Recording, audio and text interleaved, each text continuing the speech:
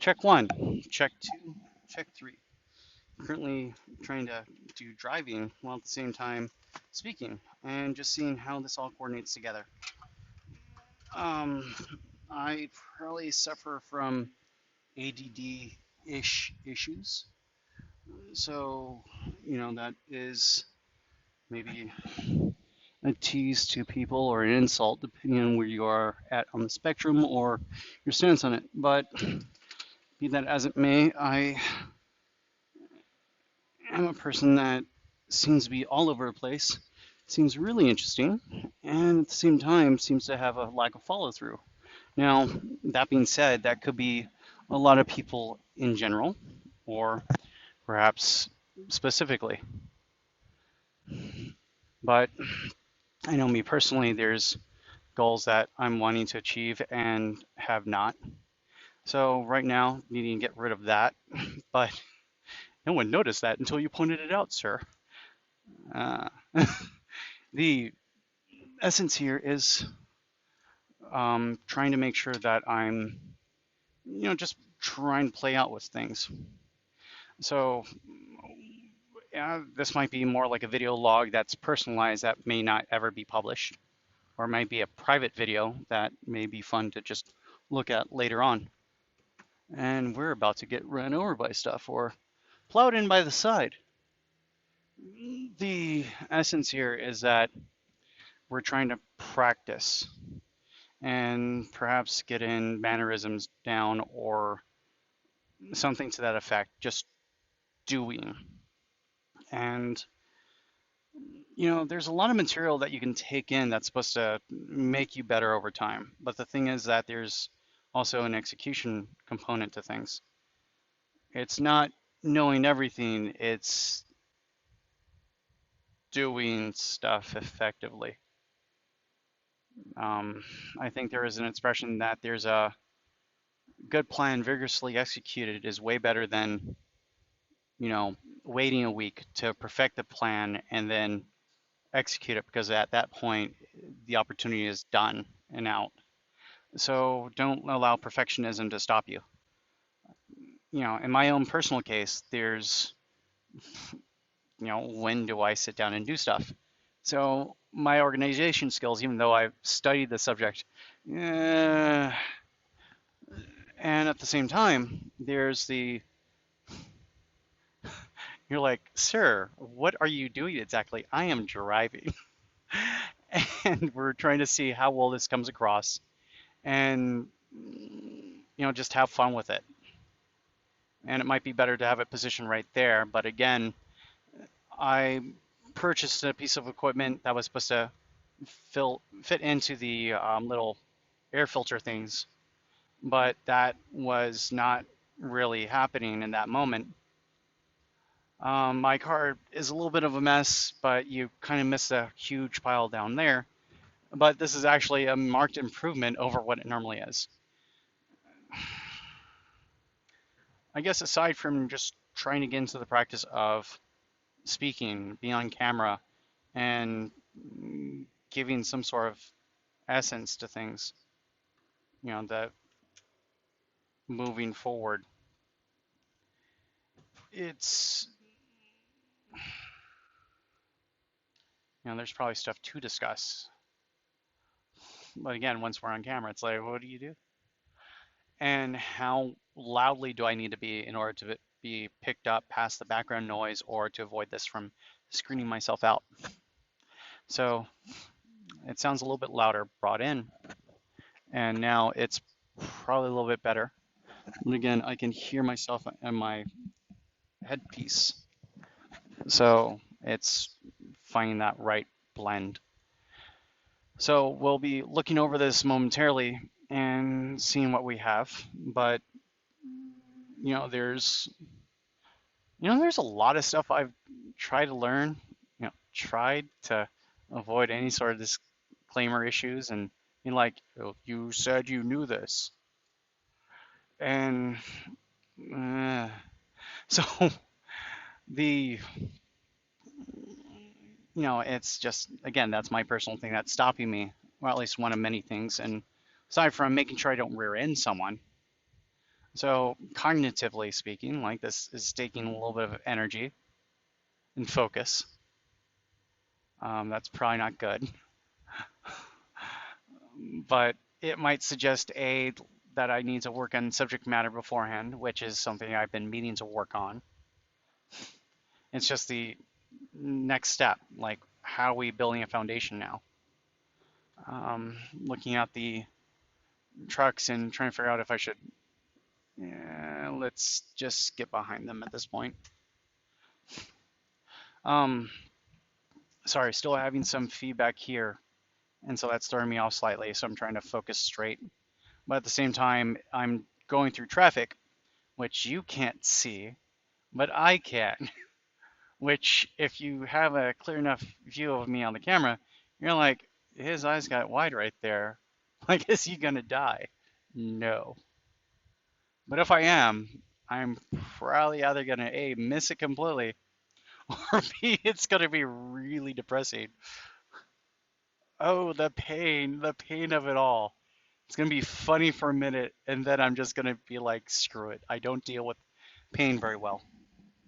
Um, Actually, I could probably turn down the sound on this, and hopefully, okay, so I can't hear myself at this point.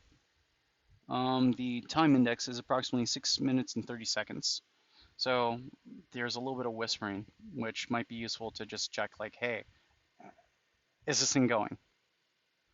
30 frames per second. No, there was a Dr. Pretorius or Pretorius with I think Hugh Grant.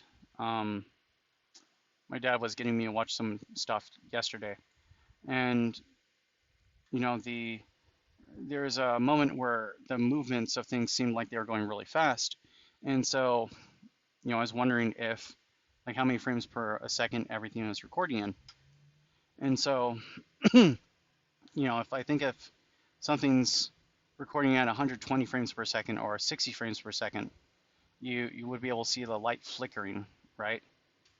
Uh, 60 hertz, I think, is how many times something flickers.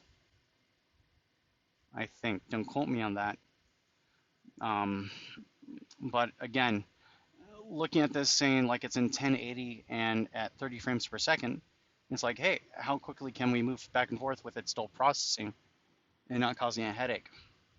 Um, be that as it may, we're proceeding.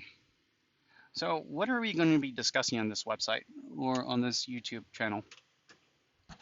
Partly this headpiece, but no, all kidding aside, it's that, discussing business ideas, concepts, and books.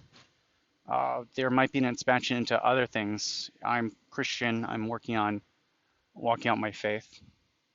But at the same time, it's just wanting to provide value to the world and, have God use me and having myself be of use. I'm a janitor at UPS, but I have a lot of time to listen to books and other material. It's just at that point, what's that next level? So again, execution is a concern on my end. So this is me trying to execute on something. I feel like I'm being led to stay in my position at UPS. It's pretty good, full-time benefits, but it's part-time. But I have enough seniority there because we have a union there. I have enough time there that I can get the hours that would make me almost full-time. So the position is relatively safe at the moment, at least useful. But, it's like, where do we go from there? So right now it's playing between, ChatGPT, which is, if you're a historian or someone that's just looking back at material, it's a AI program that seems to be coming out that is really able to engage with people and you can talk with it, as I think it was called natural language processing. So you speak in just regular what you want to talk about, and it'll give you back a response, like you're talking with someone that is knowledgeable in that area. Coincidentally, maybe I should be doing that or using that to now ChatGPT presents. this book and that book. I try to uh, do a dialogue or uh, kind of session with it focused on discussing books in order to reinforce what I'm learning and at the same time go forward from that. But it might be just fun to just see what it's able to do. Um, while at the same time realizing that there's just a lot of material.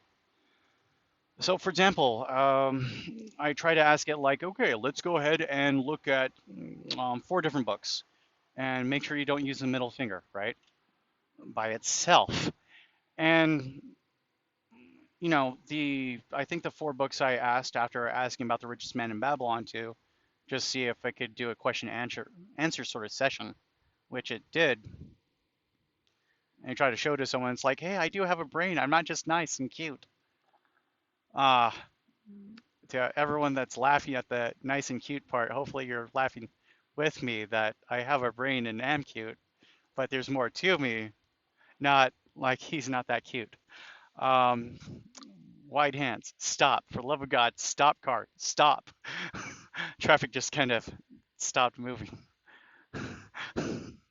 So, but Jack, shouldn't you dive around traffic? You start sacrificing things, and right now the processing ability of this form is rather limited. So we're not doing anything fancy because we don't want to die.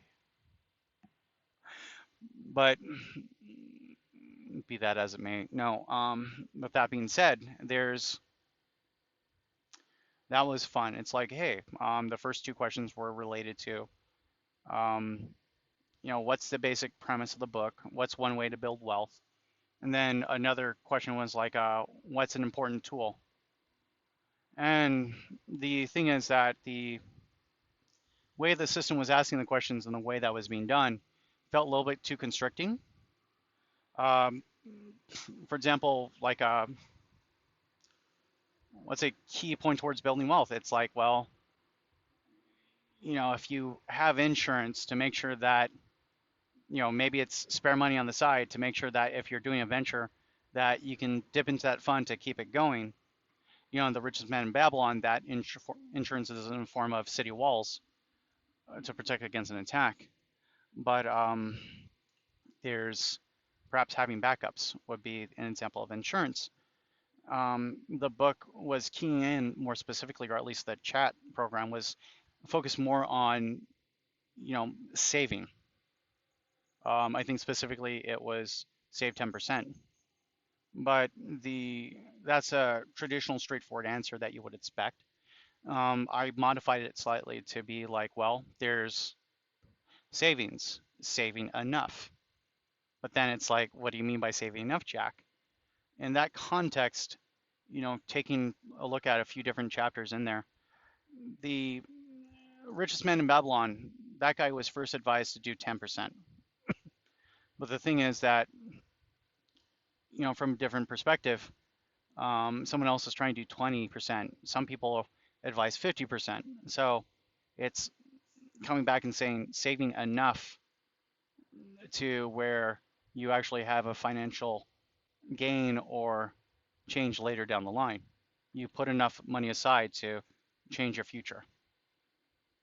Of course, any amount starting out is good, but I forgot which book it was out of.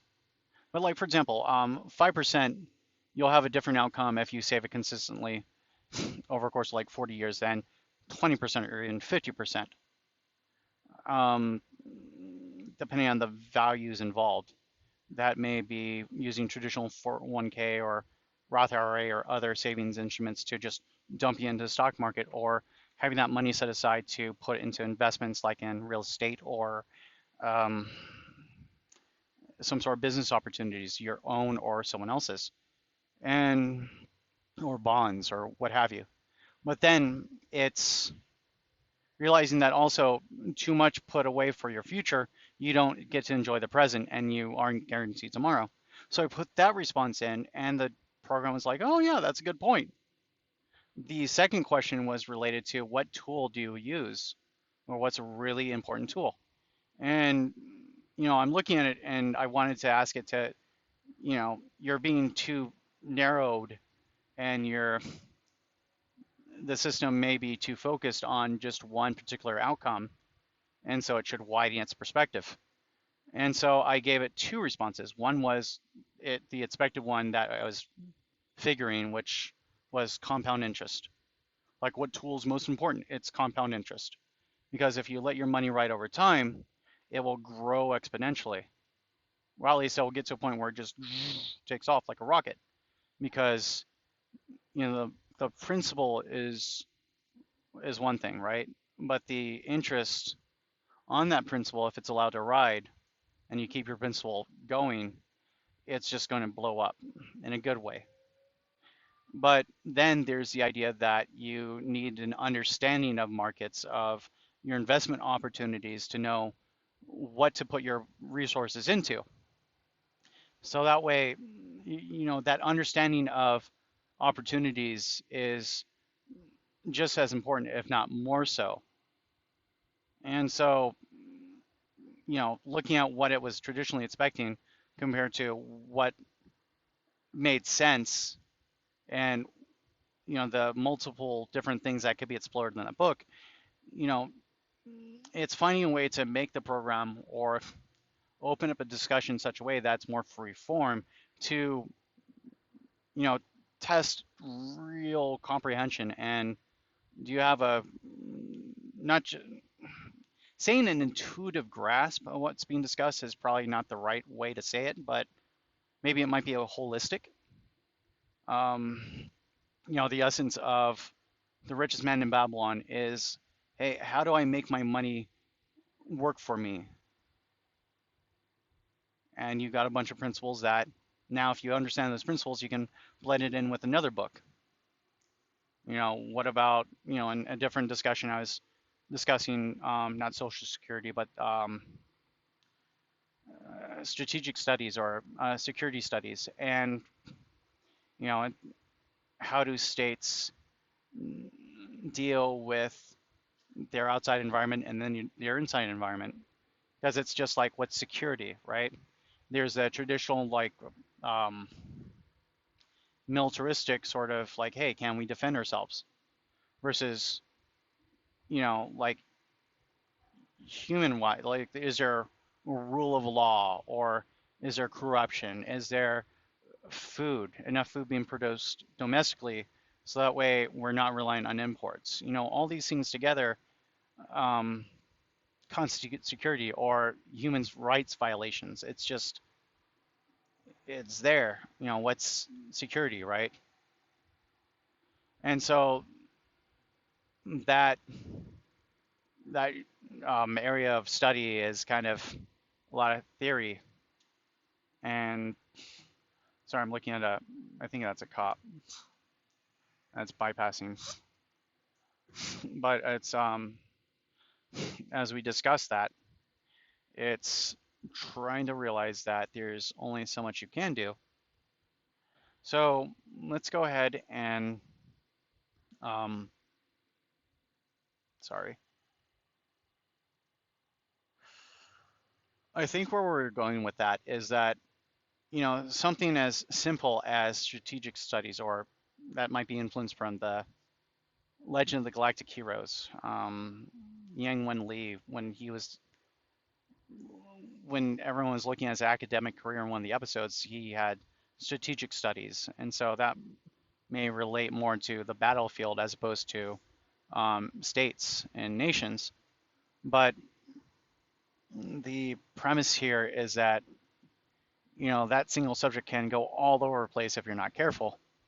But even then, it needs to go all over the place because you know something as simple as the richest man in Babylon, like hey, the teaching people to save, or the state saves and invests and finds ways to build itself up.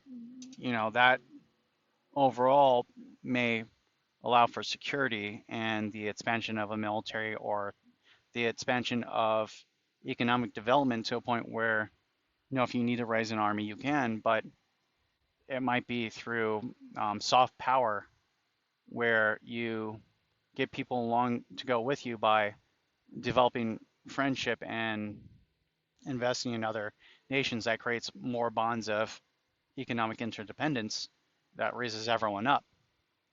But that wouldn't be able to be done if you didn't have a basic philosophy leading you with, say, the richest man in Babylon. Let's put aside some of our state's resources to invest in infrastructure that may not have direct economic consequences, but will help facilitate trade within and movement of resources or infrastructure development, not just roads, but electricity, which in the modern era where the information age or digital age, which, at this point, 2023, if anyone looks back at this, it's like there's, that may actually be an antiquated term at this point.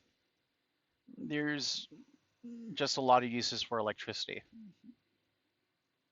So, that infrastructure investment versus directly investing into, say, state state-owned monopolies or resources that can be exploited.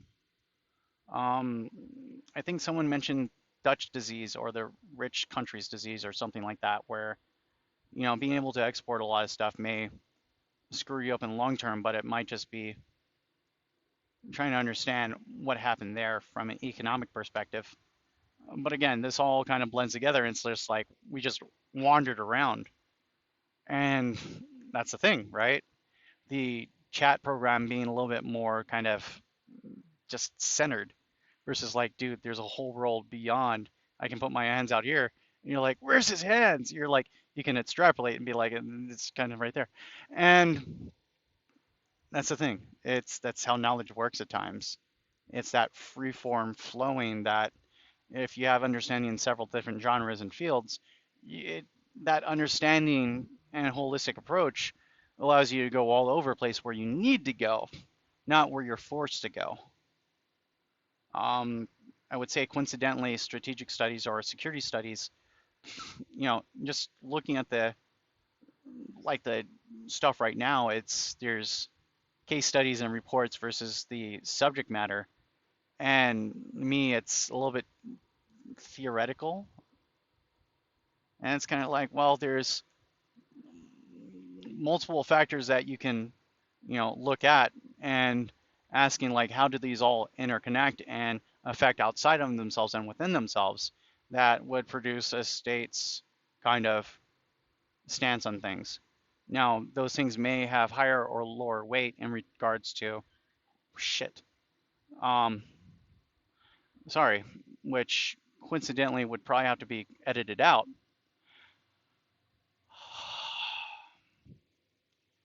I think a car was just following me a little bit too close and broke the brakes. So that was interesting. When you're hearing screeching go on and you're like trying to have a discussion, it becomes rather interesting. And it's fine. It's just like, whack. And it's like, ah, ow. Um, sorry, I was thinking from Doctor Who where there's a Christmas special where he fell from the outer atmosphere down all the way to the ground. And I think he was wearing what was called an impact suit, which was repairing his body. And, you just hear him moaning. He's like, oh, ah. And this person's like trying to figure out like, honey, you put on your helmet's on backwards. What happened? And he's like, I had to get dressed in a hurry because he fell through the atmosphere and he grabbed onto the suit and put it on while falling. And apparently he had put on the helmet on backwards. So he was confused.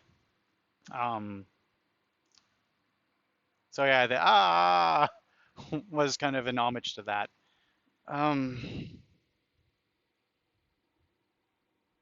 No. Okay, so coming all the way back, ChatGPT. We asked like, okay, let's go ahead and look at 4 books. 21 Irrefutable Laws of Leadership, the Sun Tzu, The Art of War, Machiavelli's The Prince, and 33 Strategies of War. And, you know, depending, like, I don't remember every single snippet from all of them. But if you gave me an outline, I'd be like, oh yeah, huh, yeah, yeah. But that's the thing. It's trying to create a study tool that would allow me to. It'd be cool if it could talk to you. And there's probably some basic programs out there that's allowing it to do that. I think there's earpieces that you'll be able to talk to it and then get a response back in your ear. So that's interesting. But I'm cheap, so it's trying to figure out how to do that cheaply for myself, and just run with it, or making an app that can go into the phone, which now blends in with not Josh Kaufman, but well, maybe the personal MBA. But there's Understanding Porter by, I think the person's name is Margarita, and she was pretty cool. And the essence of Porter is, you know, like, hey, actually, no, that might not have been in the book specifically, but the 5 fields analysis and asking like, what's a barrier of entry?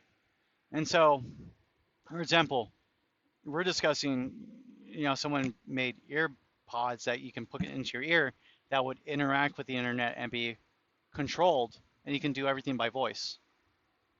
Now, would that be useful for anyone but the early adopters? Would you still need a screen? Under what conditions would there be a good market for it? And under what conditions would there be effective substitutes?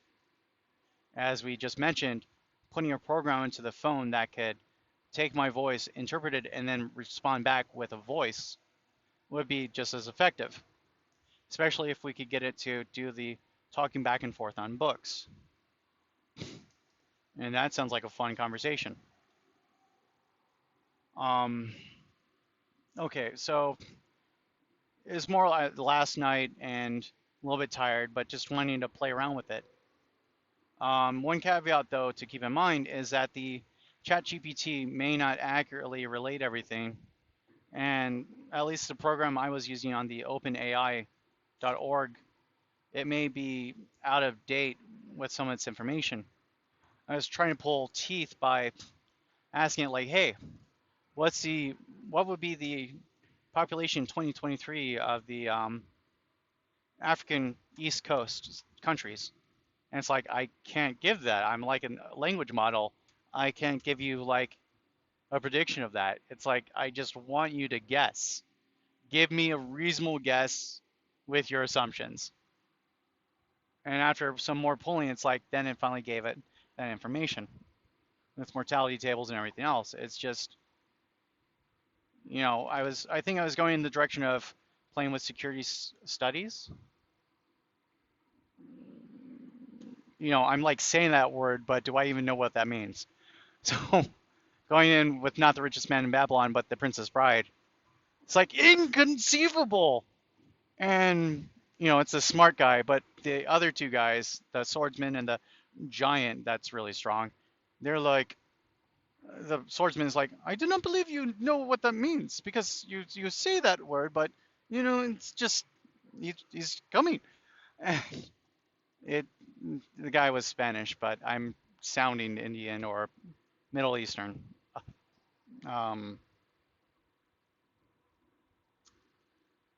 Sorry, approaching the area. Supposed to go meet up with someone to do some stuff. But the thing is that there's a lot to play with and a lot to explore, and stuff's going to go wrong. And in that exploration and in that development and discovery, how much should I be holding back on a minimal viable product, which may be just putting this out with a single swear word in it, or maybe edit out that single swear word, or just saying like, okay, let's post this on YouTube and make it a private file, something, right? But minimum viable product based on the book The Lean Startup by Eric something, and it's just like, can I turn this right? It does not. No, it does turn. Oh my God, it turns.